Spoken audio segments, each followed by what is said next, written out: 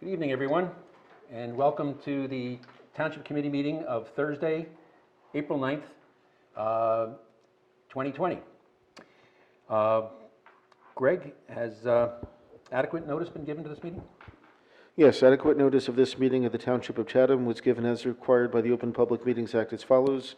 Notice was given to both the Chatham Courier and the Morris County Daily Record on April 3rd, 2020. Notice was posted on the bulletin board in the main hallway of the municipal building on April 3rd, 2020, on the main bulletin board in the main hallway of the municipal building. Notice was filed with the Township Clerk on April 3rd, 2020. Notice was also posted on the Township website and sent to the alternative press and posted on the front door of the municipal building. Can we rise for the flag salute? I pledge allegiance to the flag of the United States of America and to the republic for which it stands, one nation, under God, indivisible, with liberty and justice for all. Greg, could you do the roll call? Mrs. Ewald? Yes. Mike, if you want to put the area mic by the computer so that way it picks up. Yes. Mrs. Fondaco? Yes. Mrs. Swartz? Here. Deputy Mayor Ness? Here. Mayor Kelly? Here. We have everyone. Very good. Before we start, I'd just like to touch on a few subjects, if I could. This is a Zoom meeting, so please be patient with us as we work with Celeste Fondaco and Stacy Ewald, as well as our attorney Albert Cruz, are joining us remotely. Karen Swartz, Tracy Ness, and myself, as well as kind of a skeleton crew of our professional staff, are all here at the town hall. For those of you who might be watching on our television feed, which is Verizon Channel 26 or Comcast Channel 29, if you would like to join us on Zoom, the meeting number is 880-033-824, and that is posted also on our agenda and also on the public notice that went out announcing this meeting. So if you would like to check on that and to confirm, please do. Also, if you are watching on television, if you want to participate during the public portion of the meeting, the public comment portion, there are also telephone numbers posted on that agenda and also on our public notice to call in on and participate. So we look forward to that. A comment about the agenda: there is no action on tonight's agenda regarding affordable housing. There is one ordinance, 2020-04, which you'll note is noted on the agenda as being carried till April 23rd. That is the public hearing and final adoption of the ordinance that is adjusting the lot lines surrounding the Arbor Green property near the skate park. And it basically assures that the skate park and more of the grounds around the skate park remain as township property. But that public hearing and discussion and vote is being held off until April 23rd, the next meeting of the Township Committee. Another comment regarding affordable housing. The court has granted us a 2-week extension on our calendar of required actions. Another case management hearing was scheduled by the judge for April 23rd, at which time he will assess the circumstances regarding the coronavirus pandemic and see where we go from there. The situation is changing daily, but we do have a 2-week extension. And on the subject of the coronavirus, I do have some somber coronavirus update. According to this morning's state report, Chatham Township has 11 new confirmed cases, 10 of which were at a single assisted living facility, and those 11 new cases brings our official total to 45. However, we have confirmed reports that Juniper Village is reporting that 24 of its residents and 18 of its staff members, for a combined total of 42 people, have been tested positive. The difference between those numbers is just that the state has a cutoff time, and their numbers are accurate as of that time. However, there is a lag time for the state to process those numbers and then get them back to us. So the unfortunate and tragic information contained in there is that we do have all those numbers that we know about at Juniper Village coming in our direction. So those are, well, 10 of them are recognized on the state numbers. The majority of them are not. We also have been told unofficially that those numbers have actually increased at Juniper Village since those numbers were confirmed, and that there actually has been at least one death there. So, or a death of a resident who was there and would have been transported to the hospital. So we have been told by our healthcare officials, and we've been telling the public that these next probably 2 weeks were going to be very difficult, and it looks like it is shaping up that way. I guess the glimmer of good news in that report is that of the 11 new cases that are on the state report, only one of them is not at an assisted living complex. So that number is actually down a bit from the 3 that had been the average, the daily average prior to this. So, you know, we're hopeful that that is an early indication, but we're sad to report that we have some tough times ahead of us to get there. So what can we do about it? Again, it's really what we've all been doing up until now. Please stay indoors as much as possible. Just going out for essential trips. When you do go outside, please limit it to your distance to 6 feet, and you wear your mask, as all 3 of my colleagues here and our professional staff were. Also, wash your hands frequently, cover your coughs, and disinfect any high-touch surfaces frequently. So we are in the midst of Holy Week and Passover week here. I think it's a time for some reconsideration, and tomorrow is Good Friday, the most serious day of the Christian calendar, and it's appropriate that we're going through a very difficult time here ourselves. However, Easter is coming up on Sunday, and we have that to look forward to. Although please don't let your guard down. Please do not gather in groups. Contact your family and friends electronically, and please look forward to the time when we can celebrate together again. So I wanted to go through that at the start. I think the next step really is to approve the agenda, and then we'll get into reports. So moved. Do I have a second? Second. Thank you. All those in favor? Aye. Aye. Very good. So, reports. Tracy, can I ask you to Yes. start us off? I want to say thank you to our community. We greatly appreciate all of the volunteers who are working to provide meals and engage our local businesses, such as the Flag Group, the library and its 1,000 mask efforts, and all of the people who are sewing masks from home. Thank you to the Chatham Chinese Association, who continues to reach out and donate to our first responders, most recently donating to the emergency squad and masks to those volunteering for our senior center who are delivering groceries. There's also a collection for unused iPads and phones to donate to those in the hospital so that they can be in touch with their loved ones. If you wish to donate, please continue to send the emails to me. If you wish to donate an iPad or PPE or masks or anything like that, I so appreciate those emails, and I appreciate the people who are willing to reach out. I can put you in contact with the correct people to get those supplies to them. So it's been a tremendous outpouring in our community, and we're very grateful for that. We've gotten a lot of questions about Colony Pool. I know we're all getting a little rammy and hoping that at some point in time we can get out and be social again and take a dip.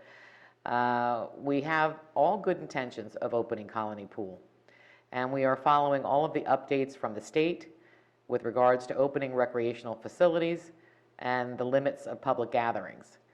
As we all know, these things are changing daily, and the time frame for maintaining social distancing and not using our recreational facilities was recently extended by the governor for another 30 days. That takes us through May, early May, and we don't know what the rest of the time will bring. But we are tracking it, and we are working with Community Pass to see if we can open up for membership without charging until we can learn if the pool can open. The rates will be the same reduced rates as they were in 2019, but they would be prorated depending on the opening dates and how many dates that we're able to operate. And we realize it's a wonderful resource for the town and that many people are looking forward to coming back to Colony Pool. It's an affordable option for many, and it's just a wonderful place to go for recreation. So we'll keep you updated as we get further information from the state. From a communication standpoint, I want to urge everybody to please sign up on our website for website alerts and our Act Now, or you can follow our Facebook page as we're posting things daily. We're working with many groups in our community on mental health and wellness, as we know that that's becoming more of an issue for those who have been isolating and just aren't feeling that great being at home. So we realize also that many are not on the internet, and so we're looking to leverage our Comcast cable channel to provide content like podcasts, exercise, meditation. There are so many groups out there that are providing this content, and we're hoping to be able to link that up to our TelView platform, which populates our Comcast channel, and see if we can provide that to the public. And this is part of a tri-town effort with Madison and Chatham Borough, our school systems, our senior center, municipal alliance, and other organizations that we're looking to bring all of this content together in one place and make it more accessible for our residents. And I think Stacy will speak more about this in her report, but we've had several conference calls already. We have another conference call scheduled for Monday. And so we're looking to reach out to as many people as we possibly can. And that's what I have. Thank you very much, Tracy. Karen? All right, thank you very much. Am I audible here with my face cover? Thank you. Are you 6 feet back, Greg? Very good. Just in keeping with the Colony Pool topic, also our DPW has been out trying to work on a split squad lately because of social distancing, and also wanting to make sure that in the event that there was an issue with any one of our staff there, it wouldn't affect the entire department. One of the things that is a concern to many of our residents is, of course, our local compost heap. So many of us have been doing yard work around the house with a little more time on our hands. Unfortunately, we are not willing to put one of our DPW guys on the front lines down there and in close contact with the general public, given the administrative duties at the beginning of the season. So while perhaps legally we could open the compost heap, we just have to have it monitored, and we just don't want to put one of our DPW crew at risk by being down there. So in the meantime, as Mayor Kelly suggested recently, you can stockpile it at your house. Certainly we are not wanting for landscaping services around Chatham Township. We were fortunate enough to be able to reach out to one of our local landscapers who just hauled our stuff away for us, rather than engage in a entire yard cleanup, which we've done ourselves. One thing I would like to add to the unfortunate news that seems to be developing about our cases of COVID positive residents is that there is a convalescent rate. There is always the note of people getting better, people being discharged from the ICU, discharged from the hospital, being back home, caring for themselves, experiencing little to no symptoms. The convalescent rate is nearly impossible to calculate, and that's why we don't get as much good news as we would like to get. But every day when we hear the numbers coming in of COVID positive people throughout our community and our county and our state, et cetera, There are people getting better every day. So please don't let all the gloomy news bring you down. There is some good, really good news of recovery. I have had the good fortune of being associated with RWJ Barnabas Health over the last number of years. They have been tremendous in both collecting and distributing so many much needed PPEs and other resources. Their website is, their email address rather is gifts@rwjbh.org. That's GIFTS, gifts@rwjbh.org, in the event that that is an organization that's close to your heart.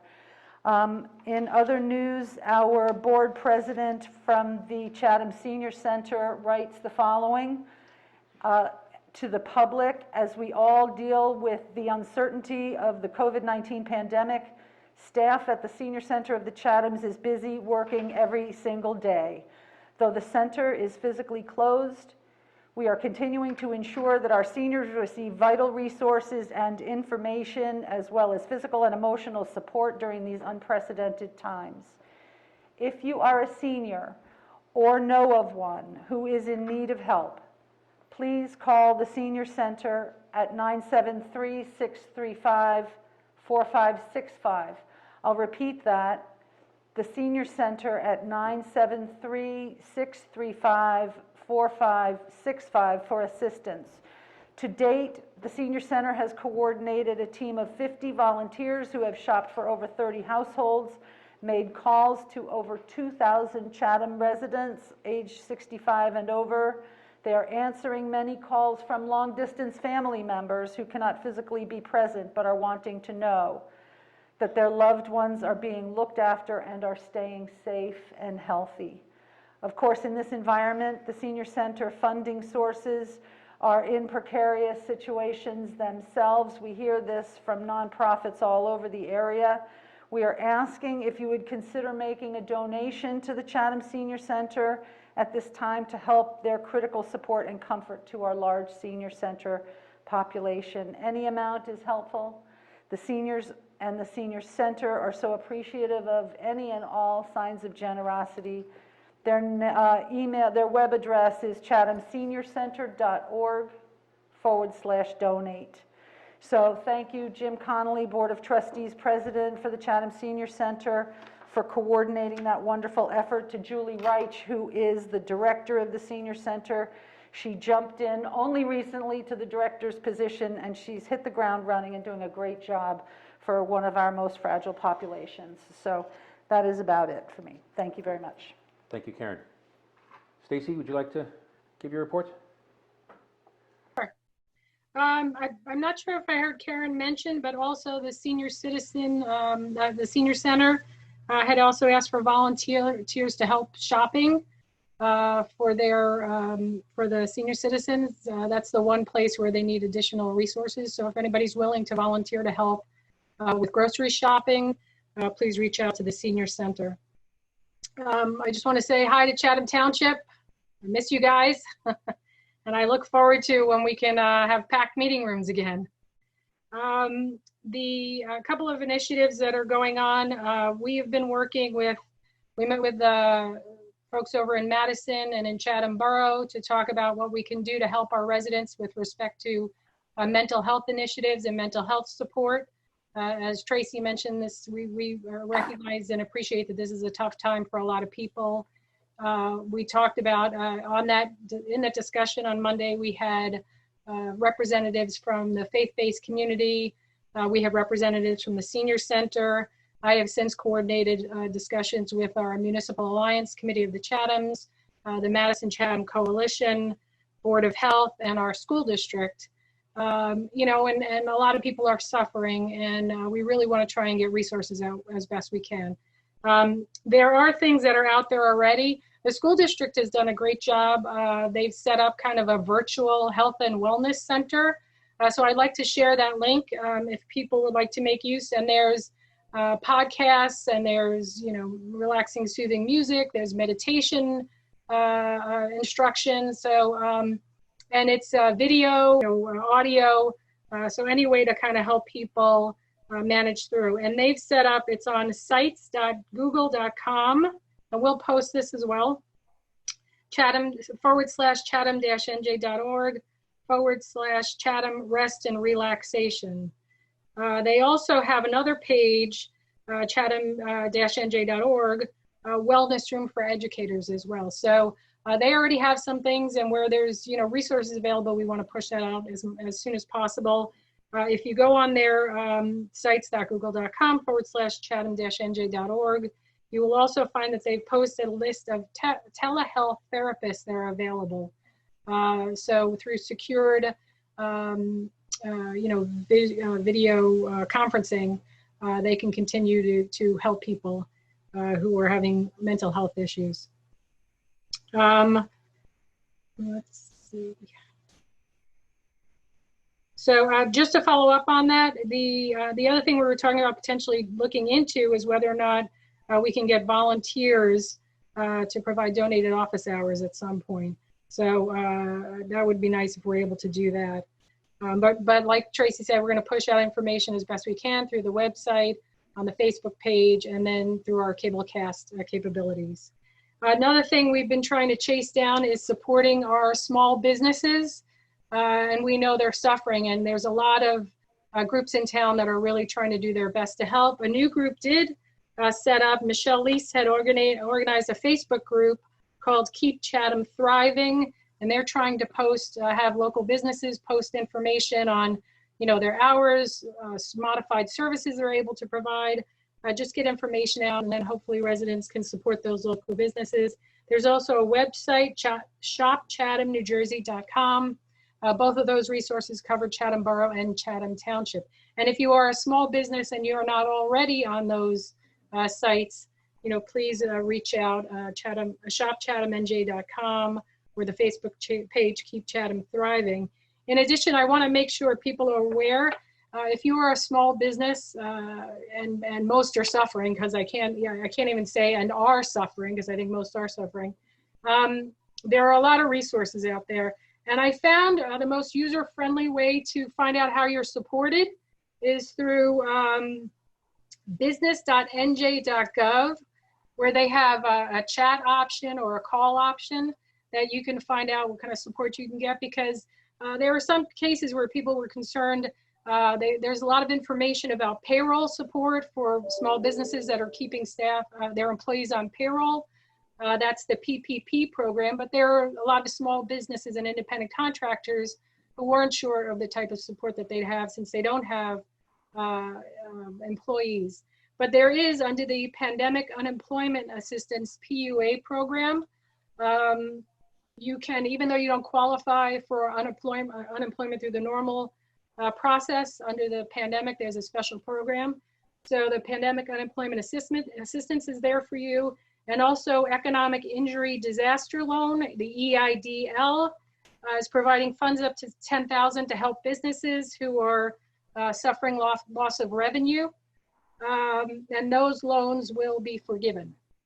So those are some of the things that are, and there's more with bridge loans, disaster recovery loans, debt relief. So the resource that business.nj.gov I found very useful, but also SBA.gov, and our Congresswoman Mikey Sherrill, on her page, Sherrill, SHERRIll.house.gov/coronavirus. She's providing updated information all the time, support for residents at the federal level and for our businesses. Along those lines, the CARES Act, the economic payments under the CARES Act are expected to go out in April. For most people, that will be automatic, but in some cases it will not, or you may be eligible for additional funds. So for more information on that, to learn more about that, you could go to irs.gov. And I think that's pretty much it for now. Thank you, Stacy. Maybe you can work with the Communications Committee on getting some of those links posted, so we can preserve those. That's great. Celeste, you have any reports? I have something from the Environmental Commission. They're promoting a 2-week event celebrating Earth Day. And starting this weekend, they're encouraging people to get out with their gloves and their bags and pick up as much trash as they can around their neighborhoods. They'd like them to take photos of them doing this with themselves and their families, and then they can be posted on Facebook. For more information, they can go to the Chatham Township Environmental Facebook page or the Township webpage. It should be posted on there too. And if you need gloves or garbage bags or any other information, that's where you can get your information. And on the Facebook page, there's an email address where you can send your photos to be posted if you'd like.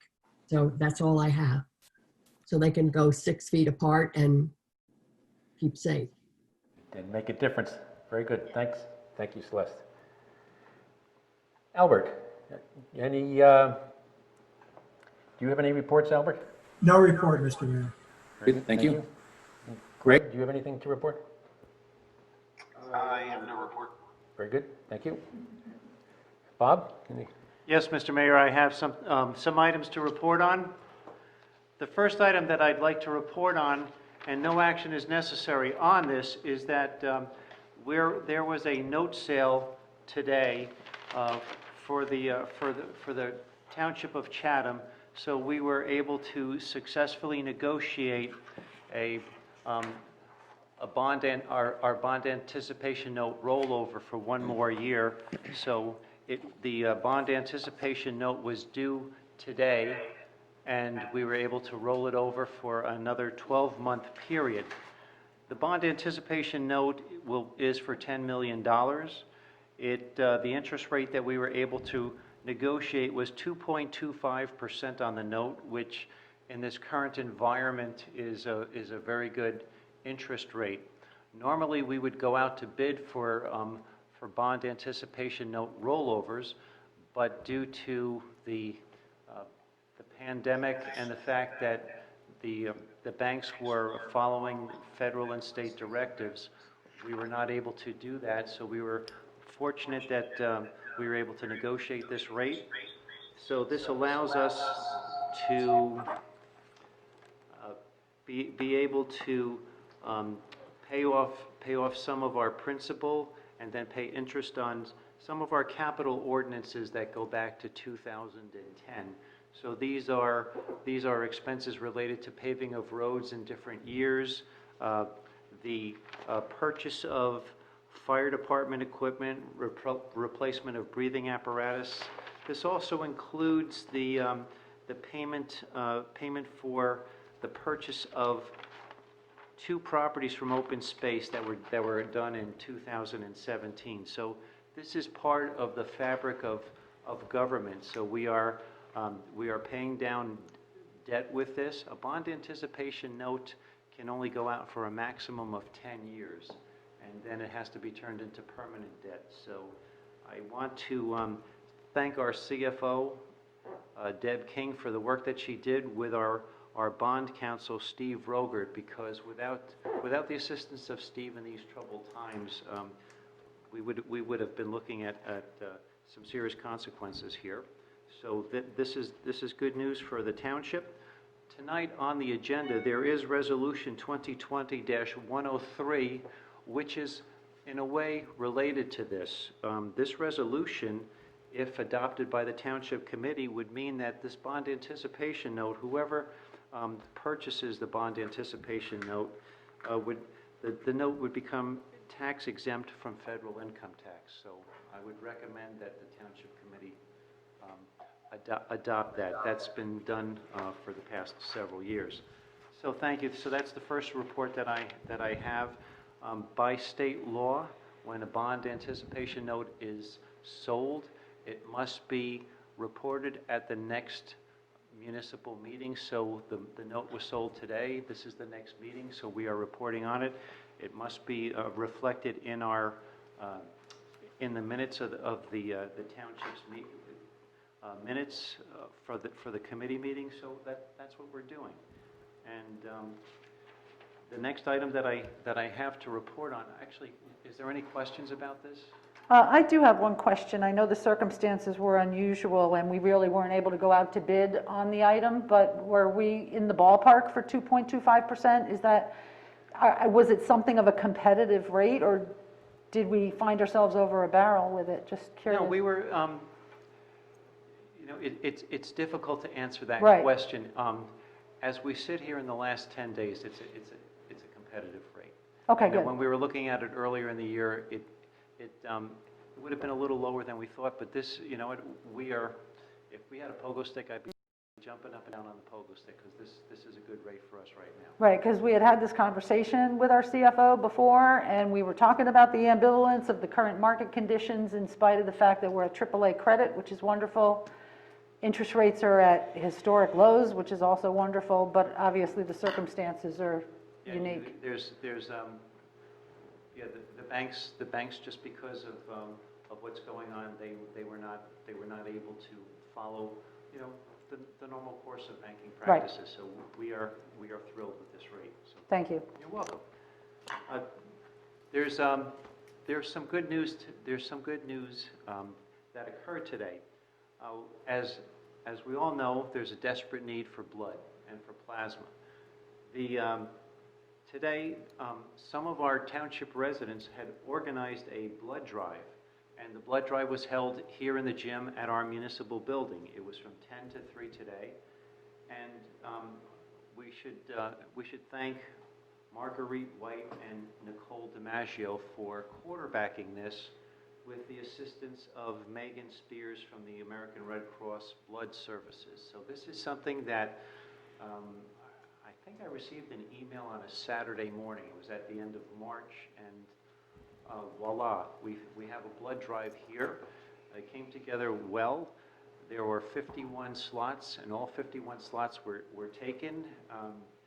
The mayor and deputy mayor wanted to sign up, and they weren't able to sign up. So that's a good sign that we had so many willing volunteers, and you know, the blood is desperately needed.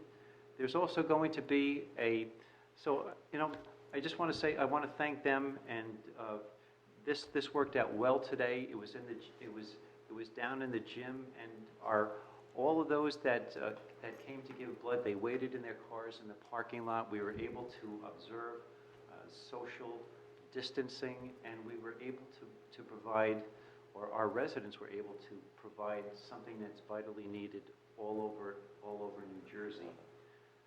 Because there's a desperate need for blood, there's also I also wanted to mention that there's going to be another blood drive, and it's going to be in Madison, one of our sister communities. So there's a blood drive this Saturday, April 11th, from 10:30 to 2:30 p.m., and it's going to be at the Madison Masonic Lodge, which is at 170 Main Street.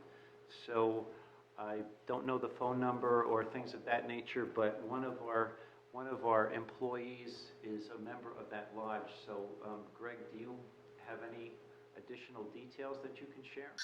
Yes, I'll quick backup so I don't create more feedback. But yes, the drive at 170 Main Street from 10:30 to 2:30. The organization hosting it is called Vitalant, and information on donor eligibility is on their website, vitalant.org. And if any members of the public are interested, they can shoot me an email at my work email address, glaconte@chathamtownship.org, which I'll be monitoring, and I can get people information on that. As noted, it's 170 Main Street. There's overflow parking in the junior school parking lot, and it's to the building behind me. Those viewing on the Zoom, it's the brick building, like an old Presbyterian church. Okay, now it's me again. Yes, who needs information, they can email me at my township email address, and I'll answer any questions. All right, thank you, Greg. Mr. Mayor, I do have a couple of other items to report on. Yes, last night or sometime yesterday, Governor Murphy signed Executive Order number 122, and that was yesterday, April 8th. This order will take effect starting tomorrow, Good Friday, April 10th at 8 p.m. The executive order is 13 pages long, but I wanted to talk about a few of the key points that are in that order. One of the points is that store occupancy will now be limited to 50% of the stated maximum capacity at one time. So as an example, if a store can hold 100 people or 100 customers at one time, after 8 o'clock tomorrow night, there will only be 50 customers allowed in the store at one time. Also, at the checkout lines, there will be a required 6 feet of space between each person on the checkout line. So that's something that will be implemented. And also, anybody that's going out to shop will need to wear some kind of a face covering. So either something as Committeewoman Schwartz is wearing, which is not cloth, or something that is cloth, like our deputy mayor is wearing. Hers is quite fashionable, and Committeewoman Schwartz is looking forward to the summer. She's got the aqua mask on, and so long as you have Probably a new Lily Pulitzer color, I think, actually. Okay.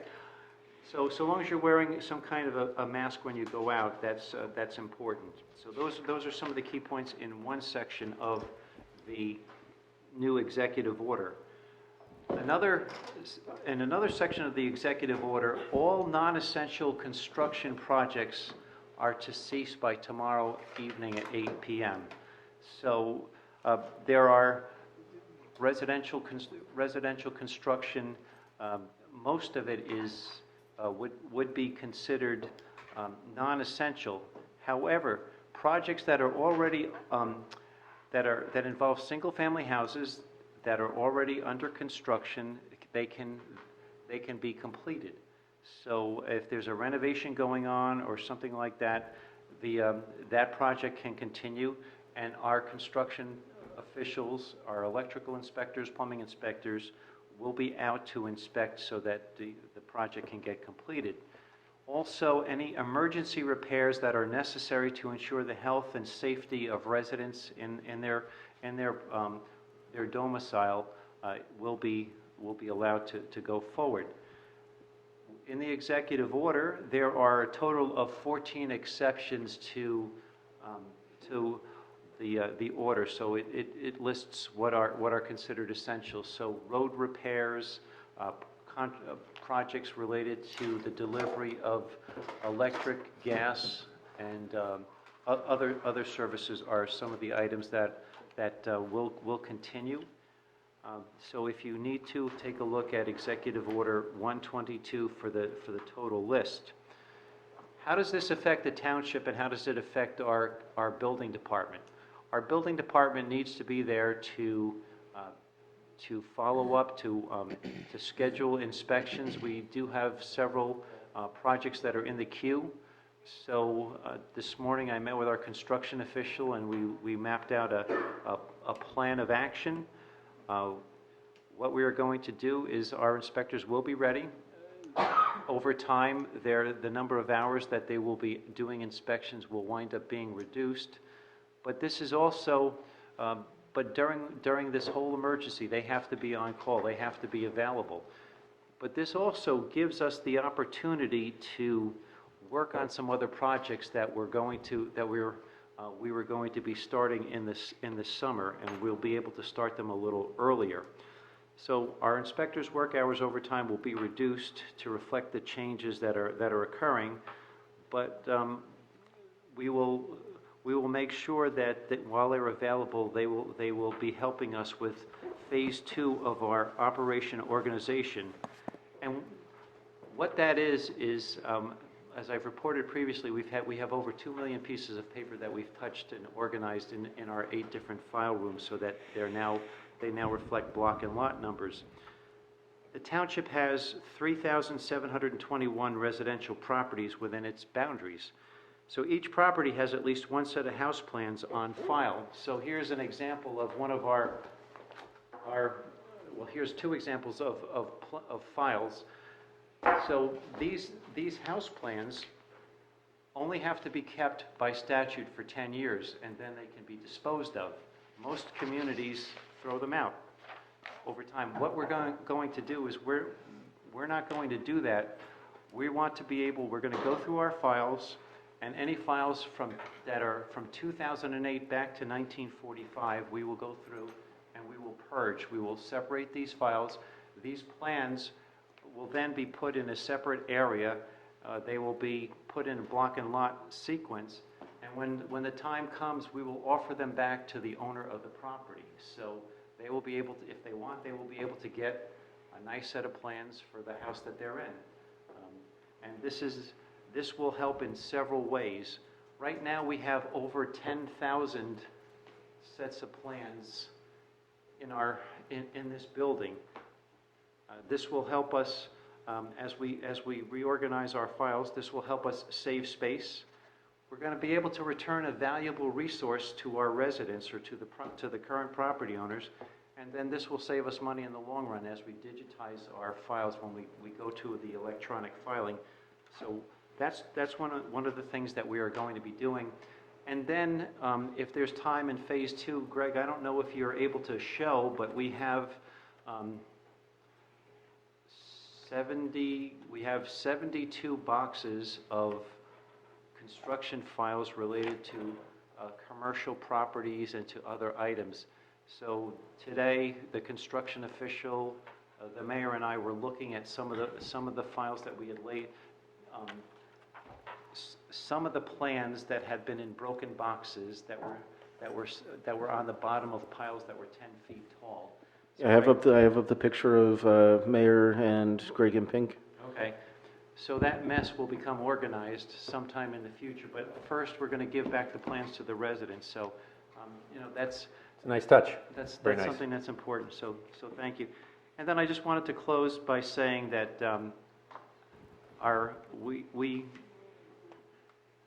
we have met. We're all reacting to a new reality. And I want to thank our OEM coordinator, Kevin Sullivan, and our police department, and our emergency squad, and our fire department, because there are 1,001 little things that they're doing that are behind the scenes. And there's no such thing as a weekend. There hasn't been any such thing as a weekend since March. And every member of this township committee has been involved in something behind the scenes. There are things that are happening that we're all pitching in to work on. And we're taking, the police department and then our OEM coordinator is taking the lead. But there's just, things are coming every day. And the work that they're doing, it's supporting our residents, but in a more crucial way, they're supporting our medical miracle workers that are helping out. So I wanted to close my report by thanking them for all of the good work that they're doing, thanking everybody that's in this building and all of our volunteers, because you can't put a dollar value on the amount of brain power, the amount of man hours, the amount of work that is going into making sure that we're leaving no stone unturned as we figure out how to deal with this crisis. So I just wanted to say thank you to all of those people, and that's my report. Thank you, Bob. Can I just ask a question regarding your impression on the construction items that are prohibited by the governor's latest order? Does it specify anything about outdoor work, outdoor home improvements, outdoor masonry, for example, paving and that sort of thing on a domestic front? If you're having your driveway redone or a porch built, I understand the importance of wanting to keep social distance when our construction workers are inside a structure, but if they are working outdoors in such projects as landscaping, well, landscaping obviously we know is not considered construction and it is considered essential, but such as masonry and things along those lines. I'll have a better answer for you on Monday. The governor's executive orders is specific in that construction work can continue, but the construction crew, if you will, has to be 5 people or less. Okay, great. All right, so, and it's unclear where, if there's a delineation, but it appears that masonry and things like that, so long as the crew is 5 or less, it can continue. Great, okay, good. Thank you. Sure. Thank you, Bob. I'd just like to pick up on two themes that Bob kind of touched on. One was the real appreciation for the emergency services that are doing so much hard work for us, and how we couldn't make it through these hard times without their effort. And I think we all second that motion on recognizing their efforts. But the other one, I think that the other theme that I pick up on with what Bob said was really that there's a lot of routine business that continues to have to be done behind the scenes. He reported on the note sale, reported on the blood drive, he reported on the kind of how the administration is going to take the construction restrictions and use that extra manpower that's not going to go into inspections and convert it to a necessary project here at Town Hall. So I think that there's just a reminder that how many balls need to be juggled at one time, and two more that strike me just to share with the public. The Historical Society is moving forward with its grant application for the restoration of the historic building where they're located, the red brick schoolhouse. They successfully got a grant last year to do a preservation study of that building, and now they're getting ready to go forward based on that study to seek a grant for the actual restoration work on the building. And they are excellent stewards of that building. It's owned by the township, but they use it to great purpose, and they really are to be complimented on that. And the other thing is our library is moving forward on their excellent plans for the major update of the interior of their building. It's over $5 million, and it's really going to make a major change in the functioning of the interior of the library building. They are putting the finishing touches on a application for a state grant to match 50% of that cost. And they just received a $150,000 grant from Investors Bank.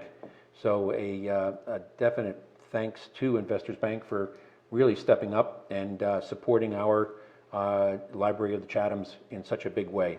So two other projects that I think just need to get a little bit of recognition in these very busy times.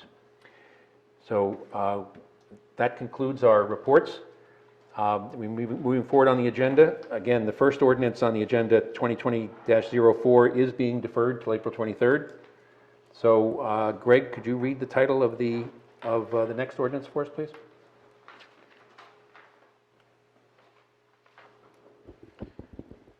An ordinance of the Township of Chatham, County of Morris, State of New Jersey, amending the provisions for the funding of open space acquisition. Bob, could you give us a brief description of that? Certainly, Mr. Mayor. This ordinance is an ordinance to reduce the open space tax from 2 cents per $100 of assessed value down to 1 penny per $100 of assessed value. The open space tax is set at 2 cents per $100 of assessed value. So, sorry. 1 cent, right? No, it's set at 2 unless this ordinance is done.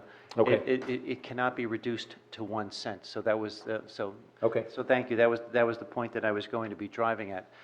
It's automatic. If this doesn't occur, it stays at 2 cents, which is what it falls back to on January 1st of each year. So in light of when we were looking at this, 1 penny generates approximately $360,000 or $340,000, and we had a debt payment of slightly more than that. But this would help pay off the current debt on our 2007 purchase of property, as well as some property that had been purchased previously. But this is recommended for this year. Very good. I'd like to open it up for public comment. So now would be the time to pay attention to that participants list on there and see who raises their I hand? am looking and inviting anyone to raise their hand if they would like to comment on our ordinance 2020-05, reducing our open space tax from 2 cents to 1 cent per $100 of valuation. Seeing no one? Come on. Is that a person? No. Seeing no one, I'll close that public hearing and ask if there's any discussion among any township community members. I think that was Stacy, were you saying something? Stacy, why don't you go first? You started first. I just wanted to ask a question. It's Bob, the past few years, it's been reduced to 1 cent, correct? That is correct. And if we did not have the 1 cent, so especially in times, like now, where between affordable housing and coronavirus response, we're expecting our expenses to go up. The reality is you couldn't knock down the open space any further because it's going to pay down debt regardless, that entire amount, correct? Committeewoman Ewald, I heard part of it. I believe you were asking if, would this be used to pay down debt? I can't hear him at all.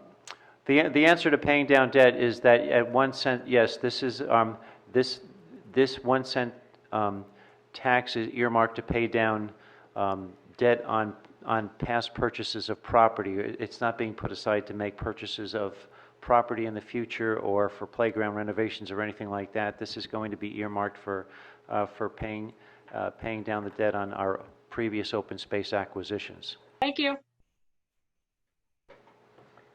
Karen? Yeah, I would just like to say that this is an ordinance that gets renewed every year. If we don't vote on it, it pretty much sunsets back to 2 cents. So in effect, what we're doing is making sure that we are paying respect to the money that we have already spent, to the money that we want to make sure we fund through our open space trust by continuing, I think, the prudent amount of 1 cent, as opposed to allowing the ordinance to essentially sunset and revert back to 2 cents. The intention is not to build a war chest. The intention is not to amass any kind of money for a future prospect, for a future purchase, but merely to make sure that we are continuing to be good stewards of our township taxpayers' dollars.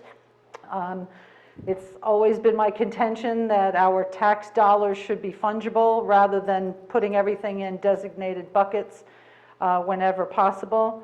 And yet, by the same token, as we have pointed out many times, Chatham Township takes a great deal of pride in our open space. I think it's a great trademark of our community. We have seen things from small open space purchases to large and very impressive ones.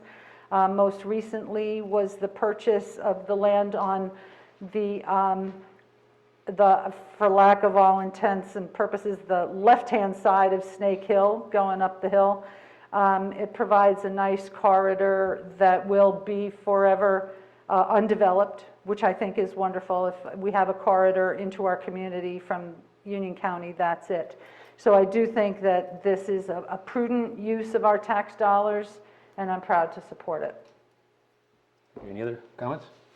Yeah, I'd just like to comment that this was originally passed by referendum many years ago to stay at 2 cents, and the purpose was to purchase open space. It went to half a penny for many years and was brought back up in the past couple of years to 1 cent.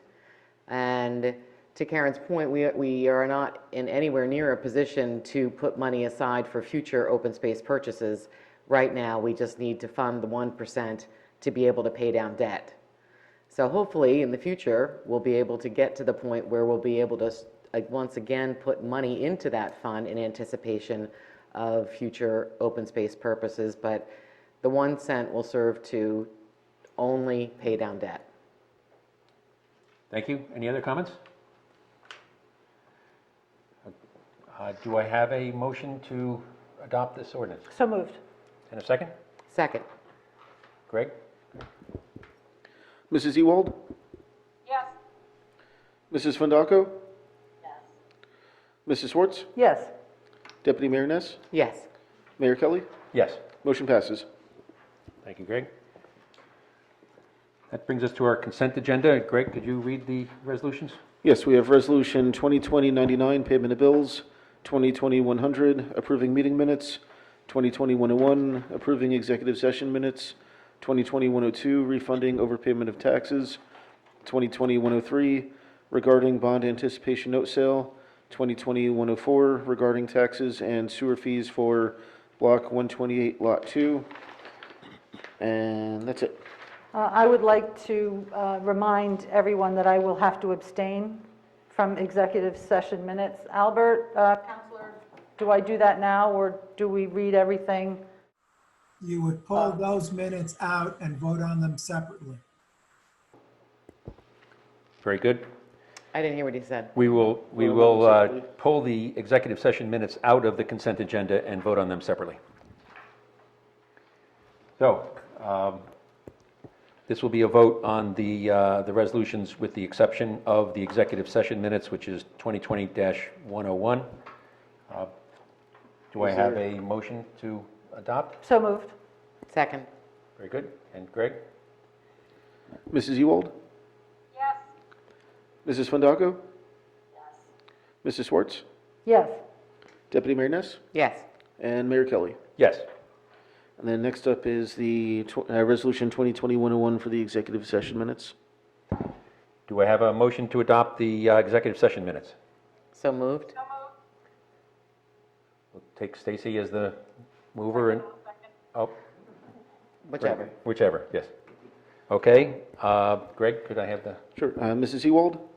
Yes. Mrs. Fundaco? Yes. Mrs. Schwartz? I will abstain. Deputy Mayor Ness? Yes. And Mayor Kelly. yes. Motion passes. Very good, thank you. Which brings us to the hearing of citizens. We are doing it remotely, but we will try to follow the same ground rules as our regular public meetings. So, but rather than coming to the microphone, if you would raise your hand on the Zoom platform and be recognized, and if you would identify yourself by name and address for the record, and if you would please limit your comments to 5 minutes. So if anyone would like to be heard, please raise your hand now. Mike, do residents who are not on Zoom also have the option to call in? There are phone numbers listed on the agenda and also on the public notice to call in. And announce that at the beginning, and yes, we would welcome that.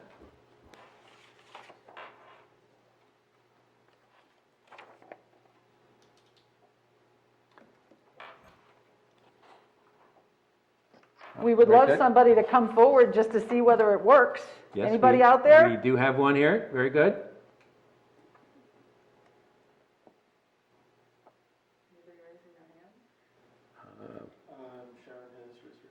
Allowed to talk.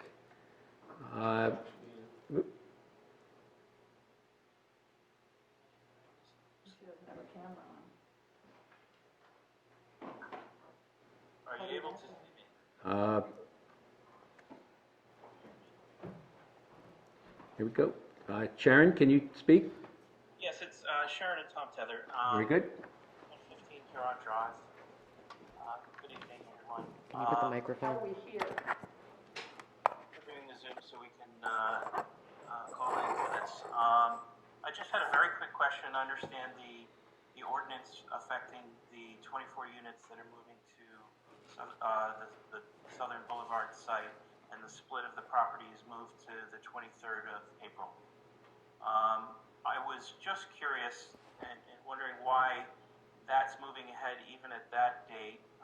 My understanding there has been a lawsuit filed with regard to the River Road site, and if you move ahead and split the property rather than proceed with the maximum development available at that site, aren't you tying your hands and effectively potentially putting ourselves further in a box with regard to what could be a larger development at that site before we know what's happening with the rest of the affordable housing requirement.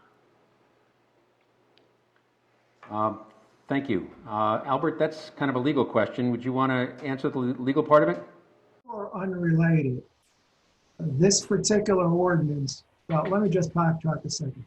This is an ordinance that amends the redevelopment part, the ordinance for the skate park.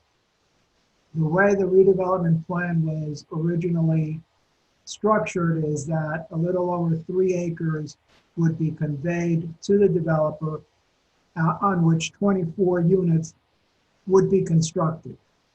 This is an amendment to that redevelopment plan, which allows the property to be subdivided into 2 parts.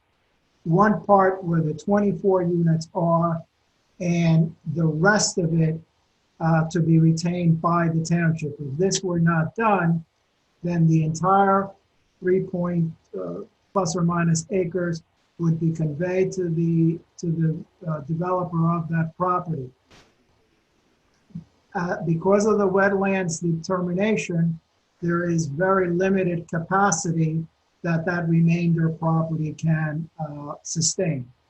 It cannot sustain a large number of units, maybe 9 units at the most, 9 to 12 units. So what the township is doing is by splitting the property, it's retaining control of that remainder so it can move forward with that remainder in the future, how it chooses to do so for municipal purposes. Tom, did that answer your question?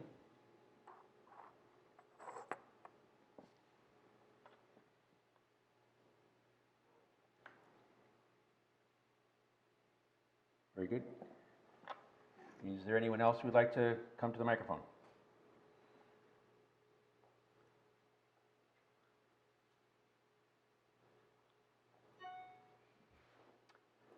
Seeing no one? Oh, wait a second. Do we have another one?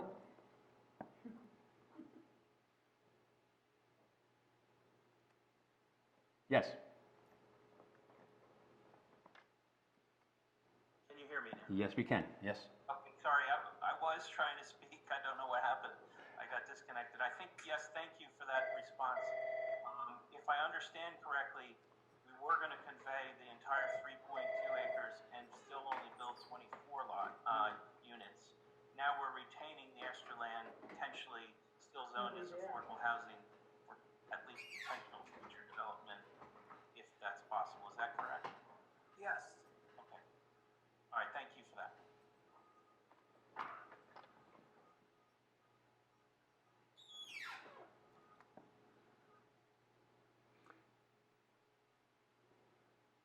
Do we have anyone else who would like to speak? Whoever tried calling. Do I just pick this up? We weren't set up that way, but sure, give it a try. This is Chatham Township, Karen Swartz speaking. You're on the air. They're not actually, we need to Hold move the one phone. moment, I'll put you on speakerphone. Move the phone itself up here. And speaker. And I'll just put that to the side. Okay, hello. Could you identify yourself by name and address, please? Hello. We can hear you. Hi, this is Tom Evans from 21 Birchill Drive. Hi, Tom. Can you turn your TV down? You bet. My question was, I watched the meeting 2 weeks ago, and I watched with interest the rollout of the new budget.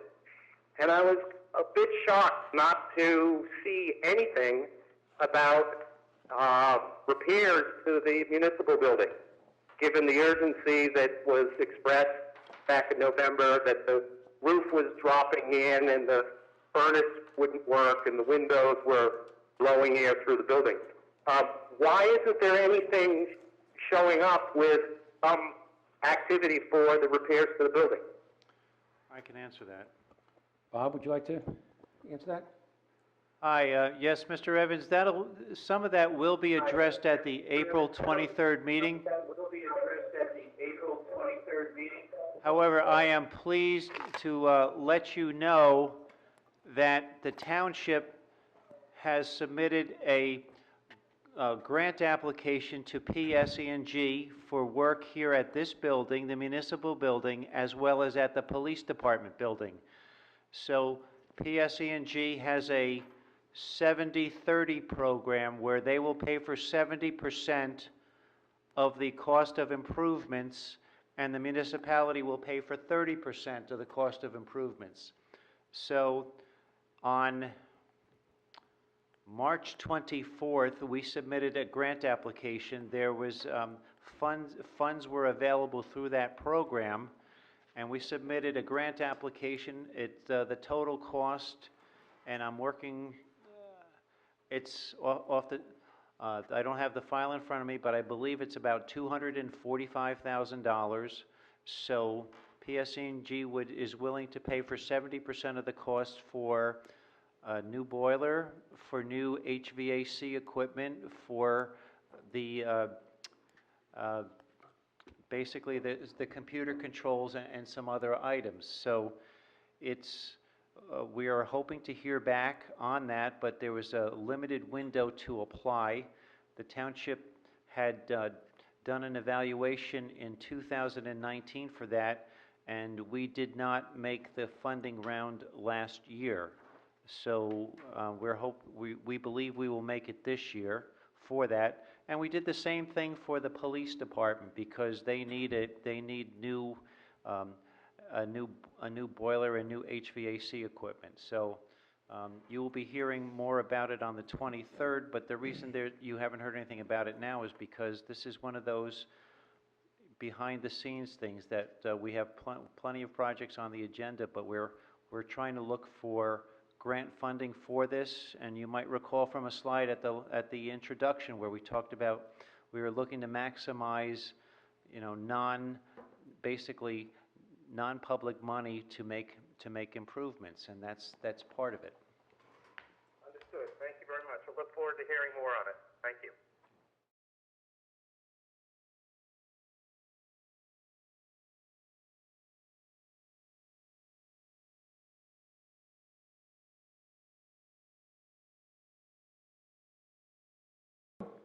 I'm going to close the public portion of the meeting. Our next item of business is is actually just an executive session resolution, which I don't think we need. Okay, Albert, you're not asking? No executive session. Very good.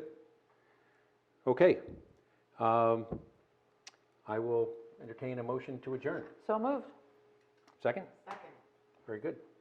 Thank you very much, and thank you all for joining us via the Zoom platform. Good job, everybody. I think it shows it can be done. That's Thank you wonderful. very much. Have a good evening. Stay safe, be well. Happy Easter. Happy Passover, happy Easter. You too, Counselor. Passover. Yes, everybody have a happy holiday, whatever it is.